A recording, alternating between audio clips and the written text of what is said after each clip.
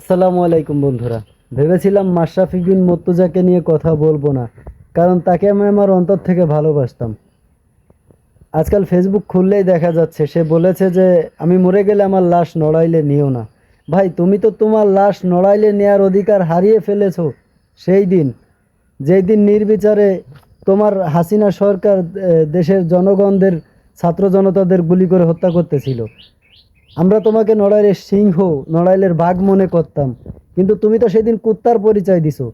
তুমি ভেবেছিলে যে আমার এই হাসিনার ক্ষমতা চিরকাল থাকবে ফেরাউনের মতো, আর আমি সারা সারা জীবন হাসিনার এমপি থাকবো। তুমি তখন তো কোনো অ্যাকশন নেও নাই। তুমি হাসিনার বিরুদ্ধে শত শত মানুষ মরে যাচ্ছে, তুমি একটা কথা বলো নাই। আর আজকে তুমি আফসোস করো নড়াইলে যেন আমার লাশ নেওয়া নেওয়া না হয়। আমরা বলি যে তোমার মতো কাপুরুষের লাশ নড়াইলে না আসুক। তোমার মতো কাপুরুষ নড়াইলে জন্ম হয়েছে, এই জন্য নড়াইলবাসী লজ্জিত।